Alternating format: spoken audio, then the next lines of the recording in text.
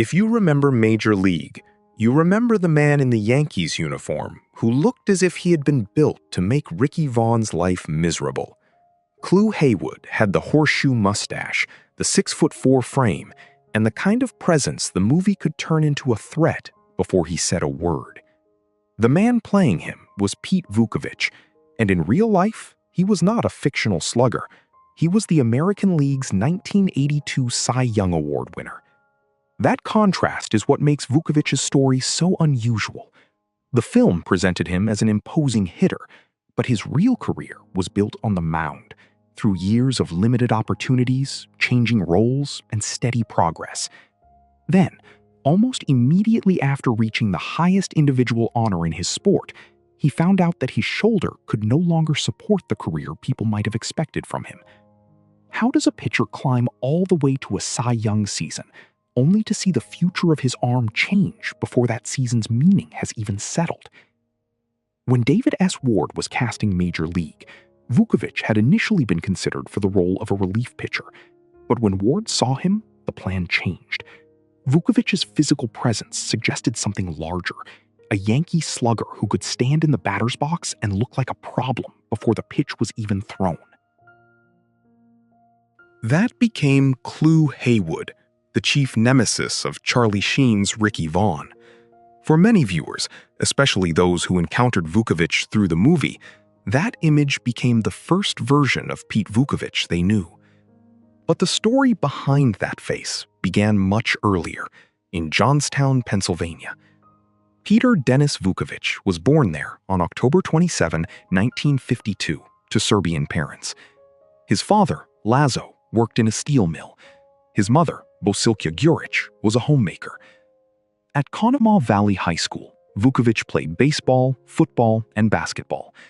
He graduated in 1970 and went on to Clarion State College, where baseball gave him the path toward professional competition. The Chicago White Sox selected him in the third round of the 1974 amateur draft. 2 years later, he was in the major leagues, but the beginning was rough. On August 3, 1975, against Minnesota, Vuckovich made his debut.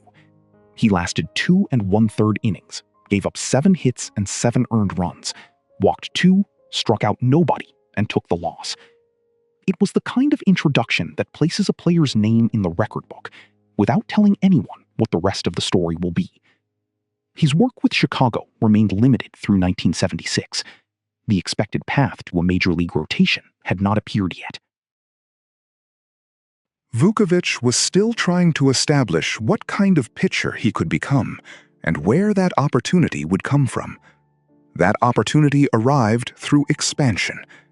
In November 1976, the Toronto Blue Jays selected Vuckovich from the White Sox in the expansion draft. Toronto was a brand new franchise, and in 1977, the club lost 107 games. For a pitcher trying to define himself, that setting offered little glamour and very little margin for error. Vuckovich was used mostly in relief, but he still finished the season with a 7-7 record and 8 saves. A save is a small word, until it is the first one in a franchise's history. On April 7, 1977, at Exhibition Stadium in Toronto, the Blue Jays played their first opening day game against the Chicago White Sox.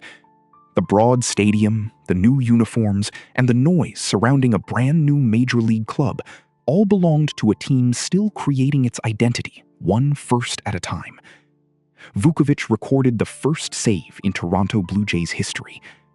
There was no Cy Young ceremony attached to it. No pennant race had led to it.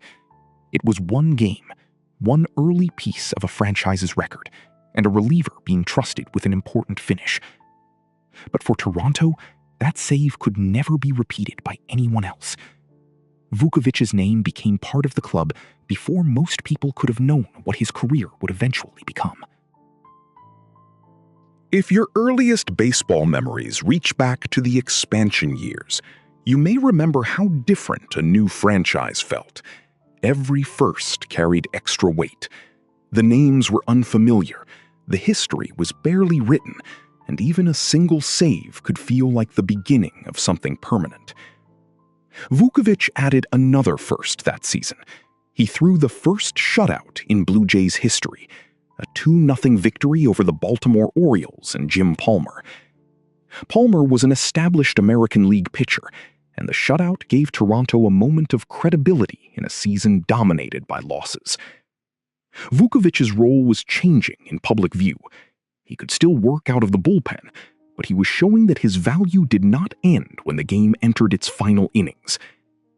Toronto traded him to the St. Louis Cardinals in December 1977. That move gave Vuckovich more chances to start, and his career began to take a different shape in St. Louis. Over 3 seasons with the Cardinals, he won 39 games. In 1978, he finished 3rd in the National League in earned run average with a 2.55 mark. ERA is a simple measurement, but in an era when starting pitchers were expected to carry games deep into the night, a number like 2.55 meant that Vuckovich was preventing runs at a level that placed him among the league's best. By 1980, he ranked 4th in the National League with 3 shutouts. The relief pitcher Toronto had acquired in an expansion draft had become easy to miss. Chicago had given him a brief introduction. Toronto had given him a role and a few pieces of franchise history. St. Louis had given him the chance to develop into a more dependable starter. Each stop added something the previous one had not. Then, in December 1980, the Cardinals sent Vuckovich to the Milwaukee Brewers in a 7-player trade. He went with Rollie Fingers and Ted Simmons, while Milwaukee sent David Green, Dave LaPointe, Sixto Lezcano, and Larry Sorensen to St. Louis. For Vuckovich, it was another change of uniform. But Milwaukee would be the place where all the earlier stages of his career finally came together.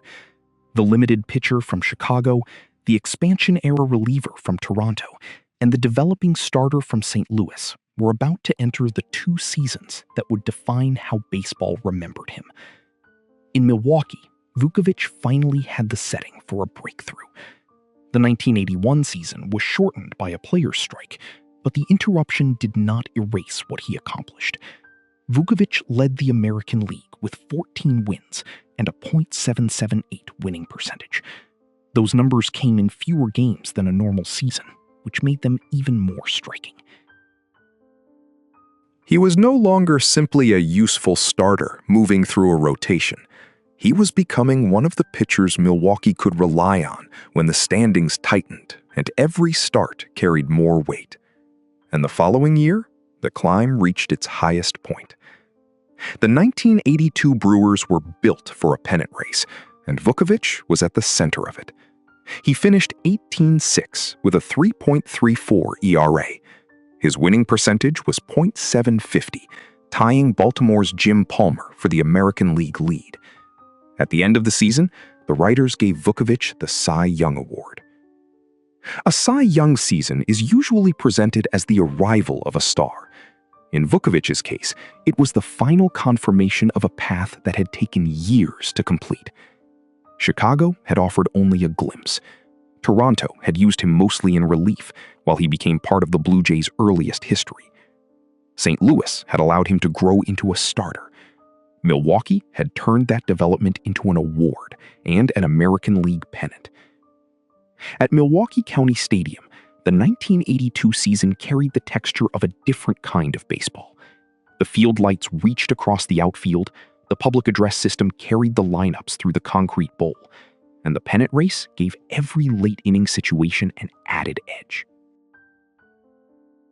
Vuckovich brought the same physical presence that had always made him stand out, but now the appearance was matched by results that no one could dismiss. 18 wins meant more than a total in the standings. They meant repeated nights when Milwaukee sent him to the mound expecting the game to remain under control. A 3.34 ERA meant that over the length of a full season, he was giving his team a chance almost every time he took the ball. The award recognized the entire rise, but it also marked a moment when the pitcher from Johnstown had become one of the defining figures in the American League. For those who followed the Brewers in 1982, This was the kind of season that could reorganize a memory of a player. The name on the lineup card, the score in the newspaper the next morning, the familiar look of him on the mound, all of it began to feel connected to a pennant. You may remember where you were when Milwaukee's season stopped feeling like a possibility and started feeling like a destination. The Brewers won the American League pennant, sending Vuckovich into the postseason with the largest stage of his career. But the postseason did not provide the clean ending that the regular season seemed to promise. He lost Game 2 of the American League Championship Series to the California Angels, 4-2. Then he started the decisive fifth game of the series, though he did not figure in the decision. Milwaukee advanced, but Vuckovich's postseason was already carrying a mixture of responsibility and uncertainty. He was being asked to take the ball in the game that could determine whether the season continued, yet the record would not give him credit for either victory or defeat. The World Series brought him against St. Louis, the organization where his career had taken its largest step before Milwaukee. In Game 3, the Cardinals beat him 6-2. Vuckovich later made another appearance in the final loss, finishing the postseason with a 1-2 record and a 3.74 ERA. The Brewers had reached the World Series, but they did not win it. Vuckovich had won the Cy Young, but he did not leave the postseason with a championship. The season had given him nearly every individual and team distinction a pitcher could want, while still leaving one achievement beyond his reach.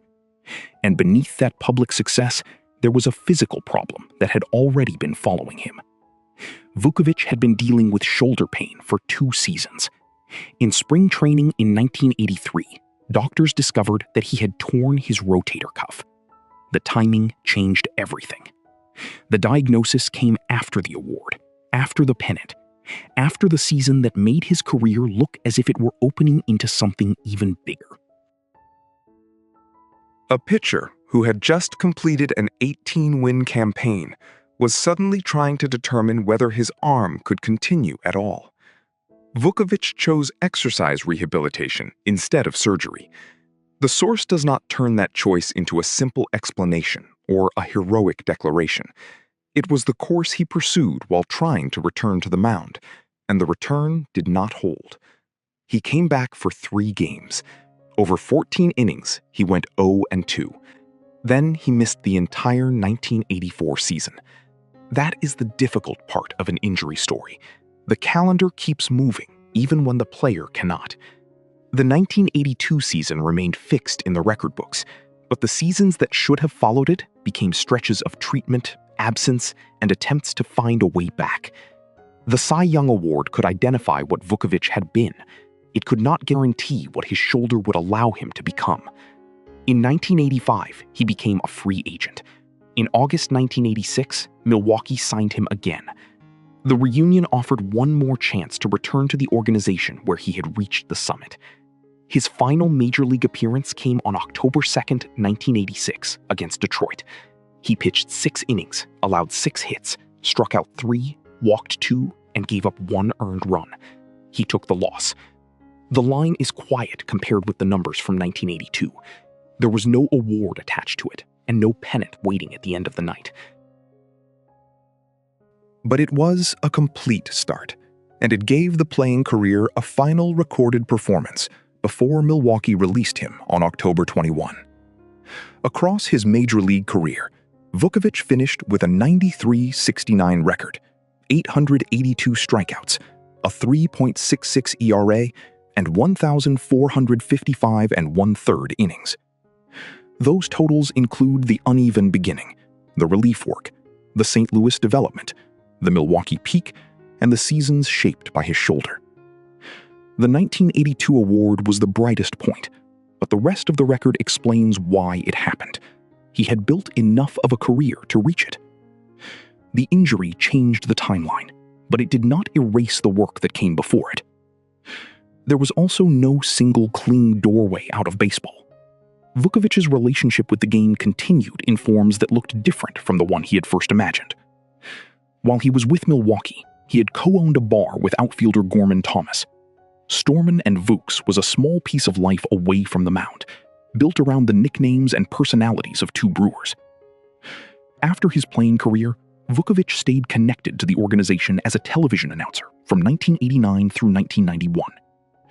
That meant returning to baseball through a microphone instead of a pitching rubber, describing the game for Brewers viewers after having spent years being described by it. Then came the movie role. When Vuckovich appeared as Clu Haywood in Major League, his most visible post-playing image was once again built around his size, his mustache, and the impression that he belonged in the middle of a baseball confrontation. The film made him part of the mythology of a fictional Yankees team, but behind that image was a pitcher who had won the American League Cy Young Award 7 years earlier.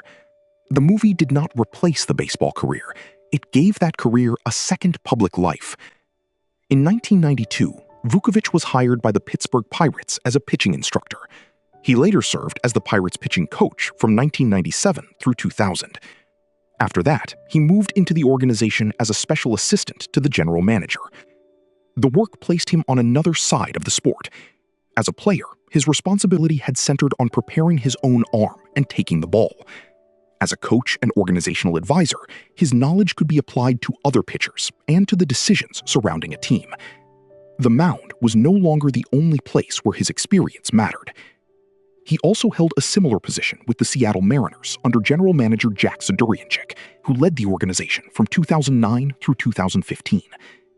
In 2016, Vuckovich worked as a professional scout for the Arizona Diamondbacks.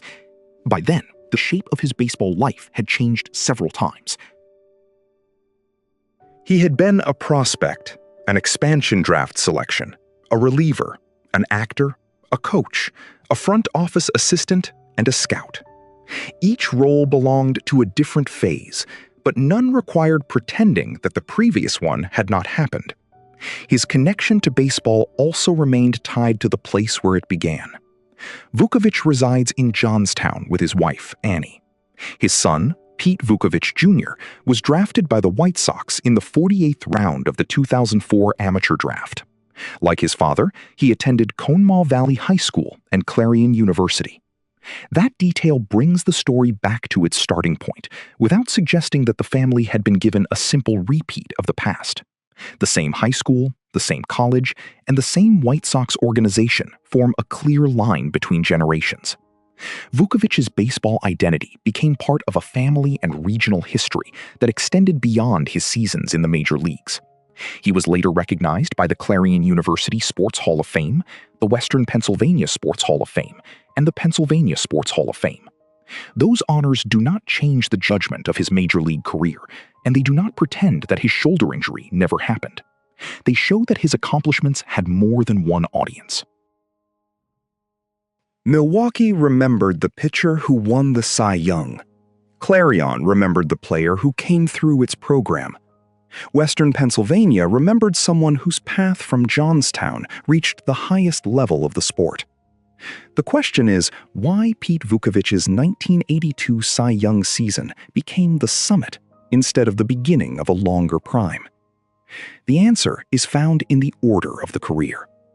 The award was earned through a real progression: limited duty with Chicago, franchise-making work with Toronto, development as a starter in St. Louis, and a breakthrough with Milwaukee in 1981 and 1982.